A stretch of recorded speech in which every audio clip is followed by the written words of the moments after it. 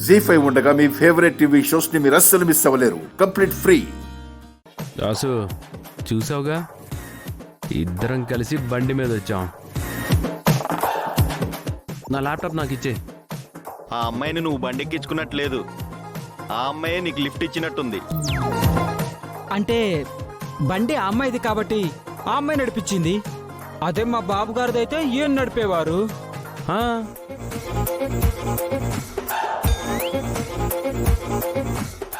లేదు, నాకెందుకో డౌట్ కొడుతుంది.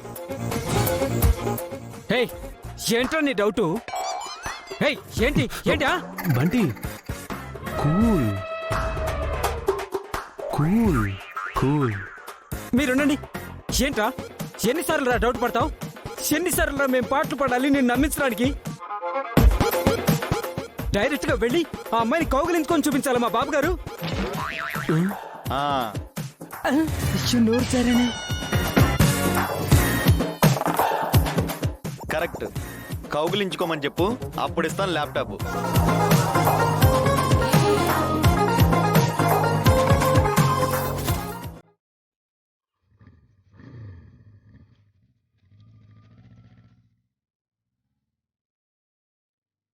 రే బంటి,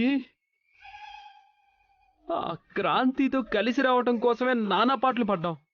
ఇప్పుడు ఏకంగా కౌగిలించుకోవాలా? సారీ బాబు, తెలియక స్లిప్ అయ్యాను బాబు. ఇప్పుడు నేను స్లిప్ అవుతాను రా. బాబు, అబ్బా, బాబు, అమ్మ, అబ్బా, బాబు, అమ్మ, అబ్బా.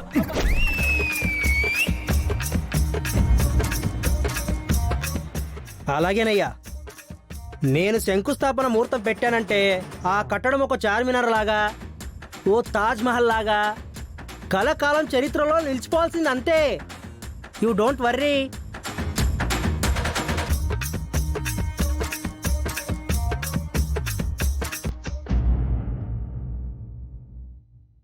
ఈ అమ్మాయి పూజ కదా?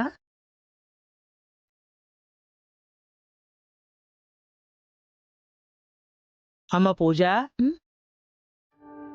ఏంటమ్మా అలా చూస్తున్నావు? నేను రామాలయంలో పంతుల్ని. గుర్తుపట్టాను పంతులు గారు. నమస్కారం. నమస్కారం అమ్మా.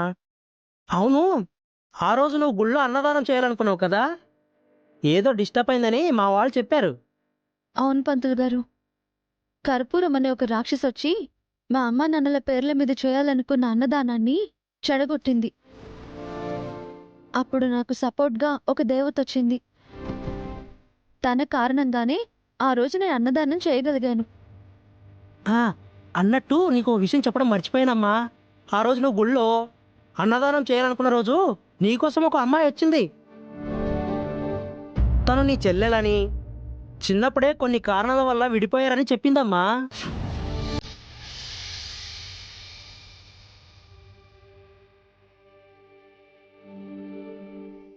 ఏంటి పంతులు గారు మీరు అనేది? నిజం తల్లి.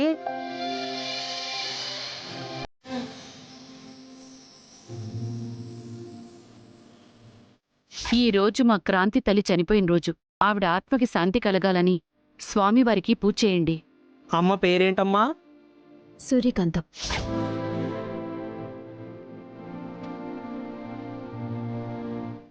ఇప్పుడే తన తల్లి పేరు సూర్యకాంతం అని, ఆవిడ ఆత్మకు శాంతి కలగాలని ఒక అమ్మాయి ఇప్పుడే పూజ చేయించుకుంది.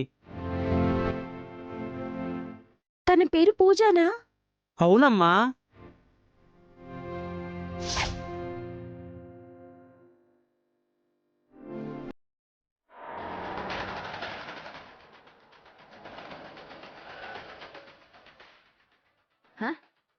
ఏంట్రా? పెద్దమ్మా అడు చూడు.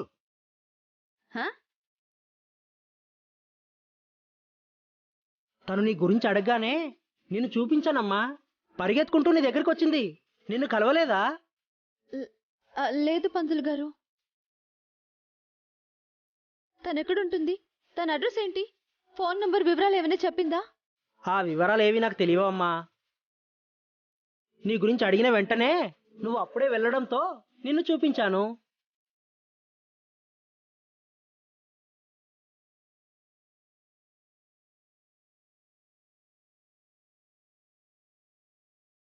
మరి ఆ అమ్మాయి ఎవరిని కలిసింది ఆ రోజు? నిన్ను కలవలేదా? ఇంతకాలంగా నేను వెతుకుతున్న నా తేజ నా కోసం వచ్చింది పంతులు గారు. నా ప్రయత్నం ఫలించింది. కానీ దురదృష్టం ఇక్కడ కూడా వెంటాడుతోంది. నన్ను కలవలేకపోయింది. బాధపడకమ్మా. తన వివరాలు అయితే నాకు తెలియదు, కానీ మనిషి ఎలా ఉంటుందో నేను చూశాను కదా. నువ్వు ఒక పని చేయమ్మా. ఒకసారి నీ ఫోన్ నంబర్ నాకు ఇవ్వమ్మా. మళ్ళీ ఆ అమ్మాయి గుడికి వచ్చినా, రోడ్డు మీద ఎక్కడ కనిపించినా నేను నీకు ఫోన్ చేసి చెప్తాను. ఆ పూజ తేజ గుళ్ళో కలవలేదు కదా అనుకుంటే ఈ పంతులు కూడా కలిపేలా ఉన్నాడు. ఇక నువ్వేం బాధపడకమ్మా. ఆ భగవంతుడి దయ వల్ల ఖచ్చితంగా మీ అక్క చెల్లెలు ఇద్దరు కలిసి తీరుతారు. నేను చెప్తున్నా కదా. థ్యాంక్స్ పంతులు గారు. వస్తాను. అమ్మా, నేను అటువైపే వెళ్తున్నాను. నన్ను డ్రాప్ చేస్తారా అమ్మా? అయ్యో కూర్చోండి పంతులు గారు. అలాగేనమ్మా. ఎవరు ఎన్ని ప్రయత్నాలు చేసినా తేజ పూజలు కలవకూడదురా. కలవనివ్వను. ఎలా ఆపగలవు? ఆ తేజ ఎవరో పంతులకు తెలుసు, పూజ ఎవరో కూడా తెలుసు. మళ్ళీ పంతులు గాడికి తేజ కనపడిందంటే షేర్ ఆటో ఎక్కించుకునైనా సరే తేజని పూజ ఇంటికి తీసుకెళ్తాడు.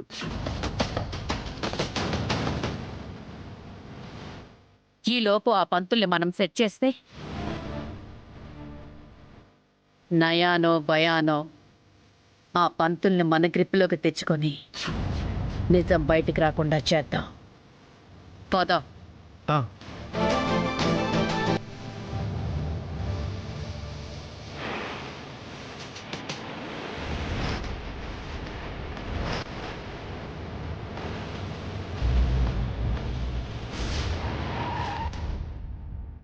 ఇక్కడే ఇక్కడే ఇక్కడే ఆపమ్మా. ఆపమ్మా.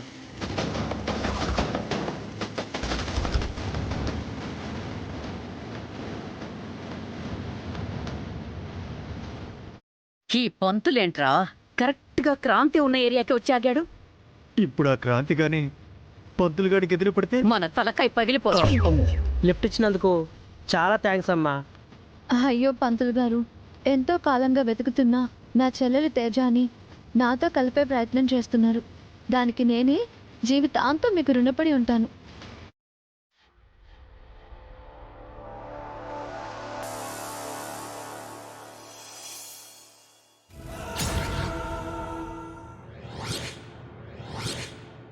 అయిపోయింది పెద్దమ్మా, అయిపోయింది.